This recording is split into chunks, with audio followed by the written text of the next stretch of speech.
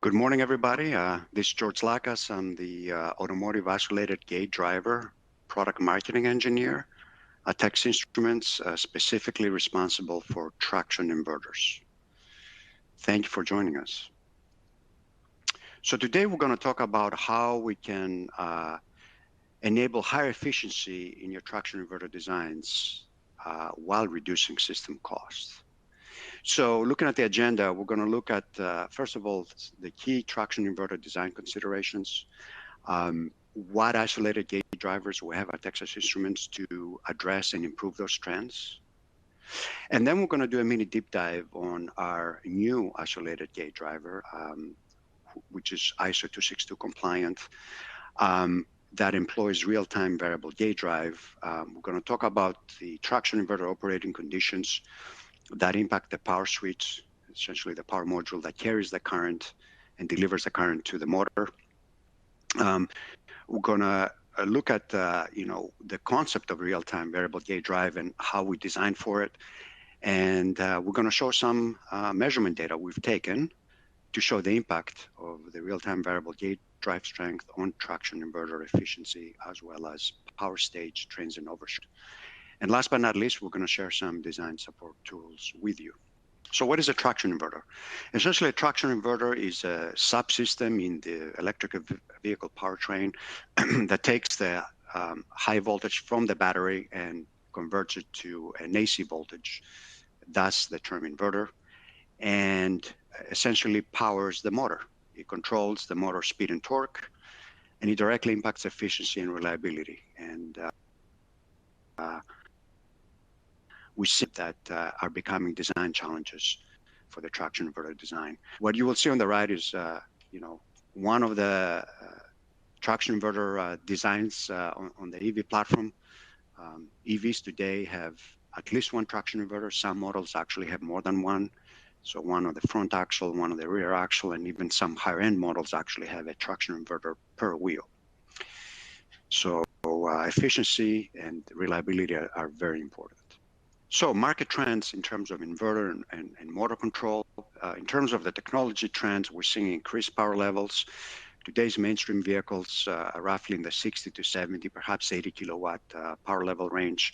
But we're seeing for next generation electric vehicles, power levels increasing anywhere from 100 kilowatts all the way up to 500 kilowatts or even more. We also see the trend to use higher battery voltage, so switching from 400 volts to 800 volts. The reason for that is because there's now a lot of silicon carbide FETs that can help with the efficiency, and those operate at higher voltages, 800 volts or more. And so we now have the opportunity using these new power stages to increase efficiency and improve the traction inverter design. Higher power density is another trend. We're seeing targets up to 50 kilowatts per liter. And on top of that, higher system integration in the traction inverter. And last but not least, of course, maintaining safety and reliability for the passengers. And so here we're talking about functional safety up to ASIL D.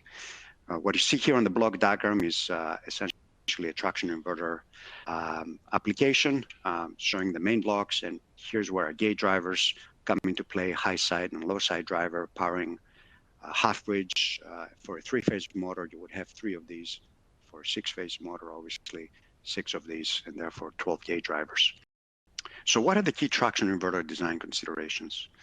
So if we go from left to right, so in terms of electric vehicles, are some high-level design considerations, and of course these are kind of a common sense.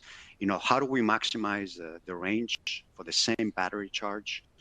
How do we improve the EV infrastructure and improve EV charging as well, what we call fast chargers?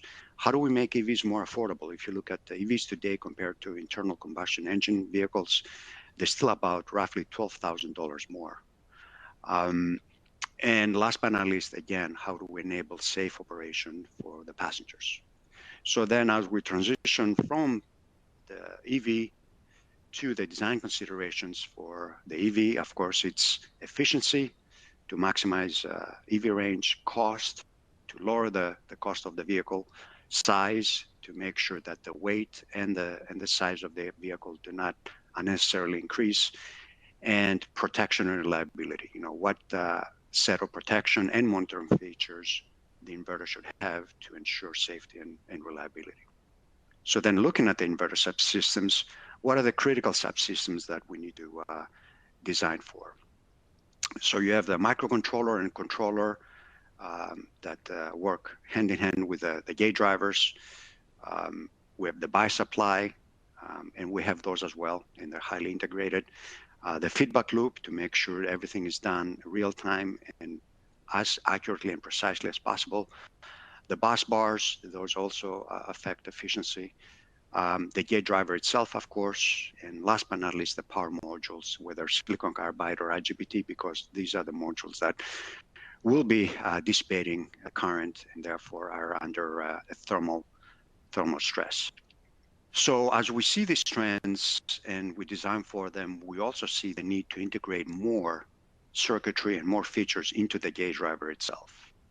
So modern gate drivers today integrate, they don't just turn on or off the FET.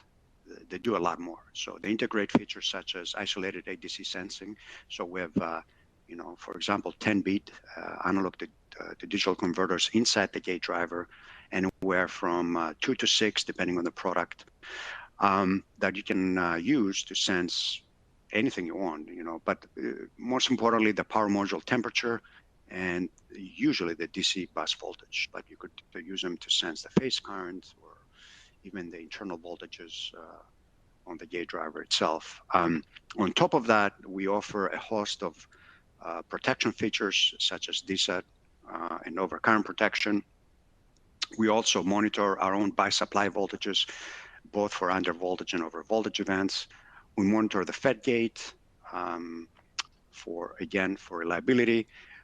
We can program into the gate driver we have a variety of multiple thresholds to program into the gate driver to achieve and ensure safe state. And also today's gate drivers have their own built-in self-tests, where they will actually check all the voltages, all the comparators inside the gate driver as we power on to make sure everything is up and running to not only turn on and turn off the FET, but also be able to protect and monitor. On top of that, what we're talking about today is we have added a feature we call real-time variable gate drive strength. And this is a product that I will introduce today as part of the solution to these design challenges, which is called UCC 5880-Q1. You will find it on the web. We're in pre-release phase today, and we will be releasing to full production by the end of the year. So this product essentially combines all the features that I talked about. It's a very strong driver at 20 amps, full drive strength. And so it helps with essentially eliminating any buffers you might have in your design now to lower the cost in the area.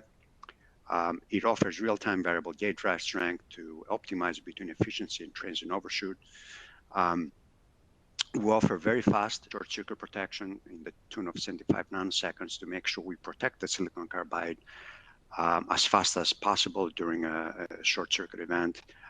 Very high noise immune, over 100 volts per nanosecond. As I mentioned, it's fully ISO 262 compliant, and that helps you achieve up to ASIL-D level functional safety. It comes with a 4 megahertz SPI bidirectional bus, so you can program into it and monitor out of it any parameter that you want, over current, over voltage, under voltage, over temperature. And so it's quite flexible. And also we include a quite, we feel, differentiated feature, which we called gate threshold voltage measurement at every key on. Essentially, you'll be able to see and predict if the power switch, the silicon carbide FET, is beginning to fail. And so that's also included in the driver. So today's drivers are vastly different from yesterday's drivers. So what are the major challenges that we're trying to solve here? If you're a traction inverter designer, you have to worry about many things. You have to worry about the motor current, the loading, the temperature, and the battery charge and voltage. because all these affect electric vehicle efficiency, EMI, as well as the overshoot on the silicon carbide FET. And they can impact the battery size, cost, drive range per charge, and reliability. So the design challenge is how to then implement a gate drive, a real-time variable gate drive, where you can switch at will based on the different operating conditions between a weaker gate drive strength and a stronger gate drive strength. Because when you do that, then you can optimize these key design parameters, efficiency, EMI, and overshoot, literally on the fly. And what I'm showing here on the right is kind of some examples, right? Because, for example, in terms of load current, and we use, by the way, these are real drive cycles that we used. These are called worldwide harmonized light vehicle test procedures, where you can see essentially,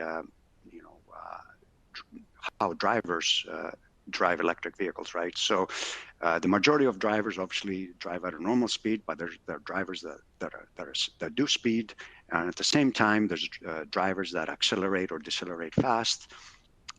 And then when you look at temperature, obviously, conceivably, you could start a vehicle at very cold temperatures. And cold temperature does affect the safe operating area of the switch. It actually lowers the the working voltage. And in this particular case, you see a decrease of 50 volts on the working voltage of the switch. And last but not least, the battery itself makes a difference.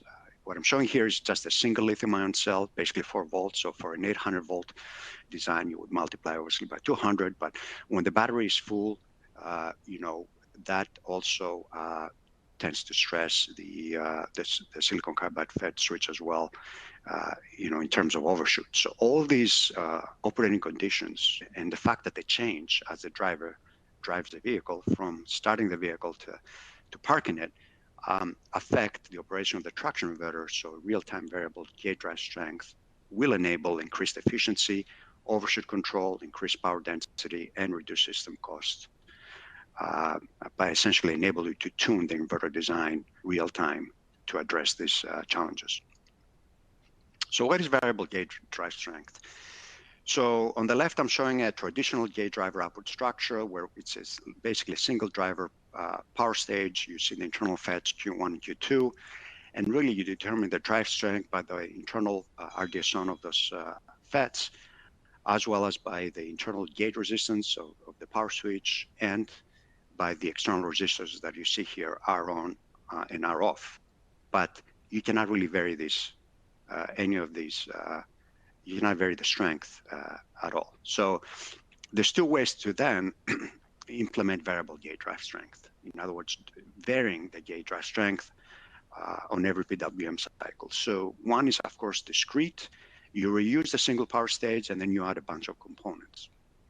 What you see here is basically two FETs that are responsible for the enabling and disabling the drive strength adjustment, and the external resistors, and then a digital isolator that you also need to enable the FETs themselves. So this circuit in million unit quantities roughly is less than $1, but it's still significant, right? Why not save $1? And it also takes up some area, but it does work. But now the smarter way, of course, to do it is to try to integrate this implementation into the gate driver, and we've done that. So what you see on the bottom here on the right, you see our new driver where we integrate essentially a dual split output power stage. So now we essentially integrate 4 FETs, because not only do we give you adjustment control, we also give you separate turn on and turn off control of the power switch per output. And so what that does, obviously, it completely eliminated the discrete circuit, reduced cost and complexity, and it's much easier to control. In this particular product, we actually offer you 2 ways to control the drive strength. One is through the 4 megahertz SPI bidirectional bus. The control will be coming from the MCU. But also, we give you the ability to set the drive strength at power on without the SPI bus by using 3 digital input pins that we have. It's essentially a lookup table that would be loaded from the MCU also. and you'll immediately be at the drive setting of your choice at power on without having to use the SPI bus. So how does that relate to the power switch itself? So what matters a lot is the fact that the gate drive strength affects the switching speed of the power switch, as well as the voltage in terms of over voltage. So essentially, you have to size the gate resistors accordingly to select weak or strong gate drive. And you do that to be able to, again, optimize efficiency versus drain to source overshoot on the silicon carbide switch. So what you see here on the left is we've actually had some test conditions here. We're using the Wolfspeed XM3 power module. It's a silicon carbide module, 800 volt bus, 450 amps of load current, and right now we're just using 25 degrees of ambient temperature. And so what you see then going from left to right is if you want weak drive strength, if you want strong drive strength, you obviously use lower value external resistors, 1 ohm in this case. And what you see here is, again, in engineering, everything is a trade-off, right? So what you see here is the slew rate, because it's essentially a slew rate control driver. So the slew rate is fast, so the slope is much sharper to the expense of a higher transient overshoot. And so if you switch to the weak gate drive, depending on the operating conditions, and you will see here in the rectangle, now we're using, of course, higher value resistors, 5 ohms externally, then now you see that the slew rate is slower, so less sharp, but now the overshoot is much smaller. And the overshoot is basically the result of strain inductance PCB that causes overshoot. It's no matter how much you optimize your PCB design, you will always get some. But this is how essentially you would affect the power switch transient and slew rate when you use weak, strong, or weak gate drive strength, and the results speak for themselves. When we use weak drive, you can see, and I'm just going to go straight down to the VDS results. You see that we have about 1,000 volts, measuring about 1,000 volts, 40 millijoules of turn-on energy loss, and almost another 40 millijoules of turn-off energy loss. But then when we use strong drive, we get a different set of results. You will see that the energy loss is basically 2x or more than 2x less, over 2x in this particular case, the turn-on, and about 2x less on the turn-off energy, but the overshoot is almost 150, 160 volts higher, and that's a trade-off you will be playing with. The good news is that with this driver, you can do both. Let's look at a battery cycle, because that maybe should give a little bit of understanding of how battery voltage plays a difference. Because when a battery is fully charged, basically from 100% to roughly 80%, you will see then that there's less headroom for the silicon carbide overshoot. And what that means is now you have to employ the weak gate drive that I showed previously, the 5 ohm external resistors, for example, to be able to, as the battery is still in this, in this portion of the battery charge cycle, to make sure that the silicon carbide FET is not getting stressed. You're not going over the overshoot threshold, maximum threshold of the power switch. But as the battery is beginning to discharge, and that's roughly from 80% to 20%, and that's pretty much 3/4 of the battery charge cycle, then you can begin to employ strong drive strength because you have more headroom for the silicon carbide overshoot window. And so now you have the ability to increase efficiency using the strong gate drive. And that's kind of in a way how you would be going from weak to strong gate drive throughout the battery charge cycle. Now, designing for real conditions. As I mentioned, as I showed before, we do use and have been using and will be using real drive cycles.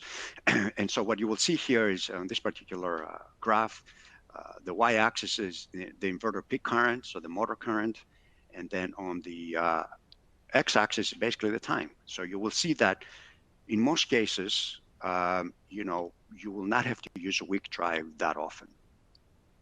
But you have to design your inverter to be able to do that.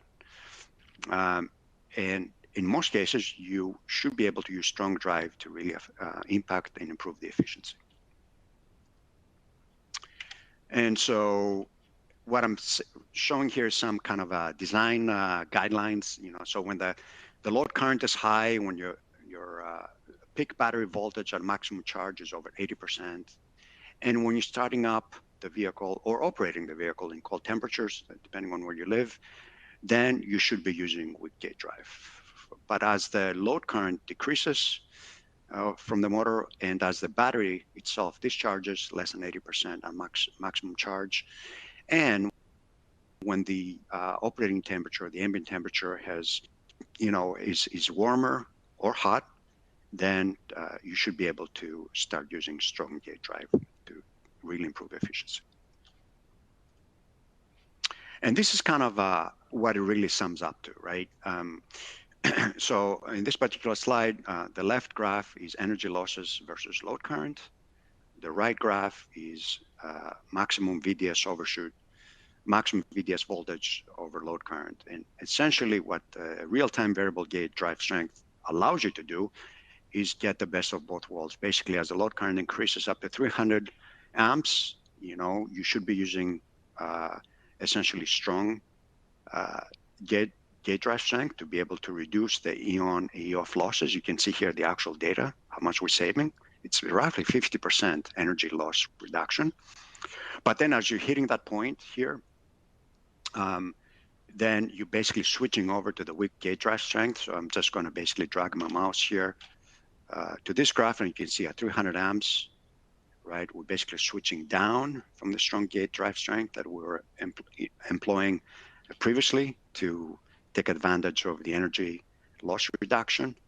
And now you're using the weak gauge drive strength to make sure that you are staying below the overshoot limit of the power switch. And so you essentially get to save 50% on the energy losses while maintaining 40% reduction on the overshoot itself. Kind of the best of both worlds, and we'll call this curve or graph the golden curve. So this is some actual data. So this is data we took actually quite recently.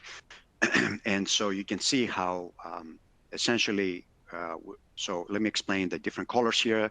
The blue here is the actual load current of the motor. The yellow curve is the drain to source voltage on the silicon carbide switch. The red is the gate to source threshold voltage. And then the green is the actual GPIO signal that comes from the MCU to enable our gate driver to switch drive strengths, right?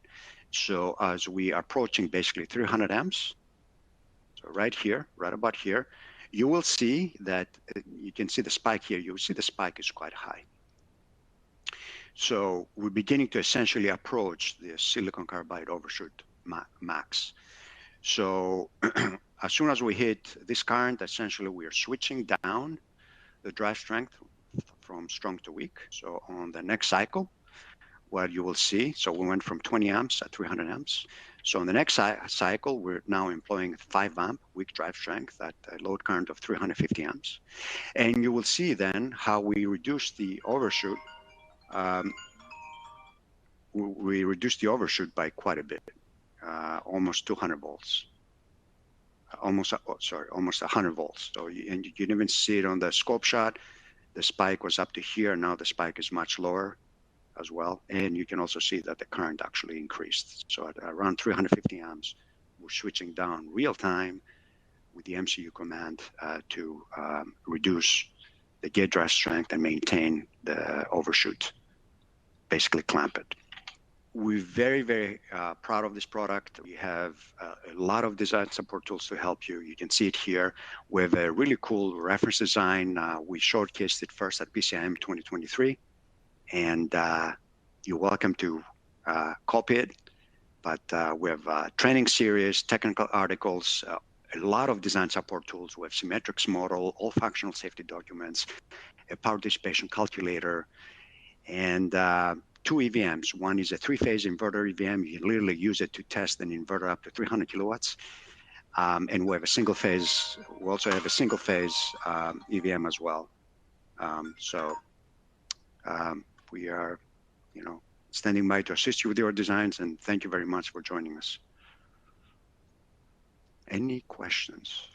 Hey, George, I see a few questions located in the chat box. It looks like one user had asked, when would you want to have a weaker drive strength versus a stronger drive strength? Mm-hmm. It depends on the operating conditions, but as a high level, you want to use weak drive strength when the battery is full, anywhere from 100% state of charge to 80%. If the load current is high, in this particular example I showed, when you get over 300 amps, you want to switch down to the weaker gate drive strength. And when you're operating the vehicle at basically low temperatures, anywhere from -50 to 0 degrees, you probably want to use weaker drive strength. Okay, the next question reads, George, besides traction inverters, what other applications can use the UCC 5880Q1? So great question. Efficiency can be improved with this product in any type of motor. It's not just for electric vehicles, right? So we now see the need to employ this real-time variable gate drive strength even in onboard chargers, believe it or not, because onboard chargers are also increasing in complexity, and especially with what we call one-box designs, where you combine OBC, DC to DC, and traction inverter sometimes.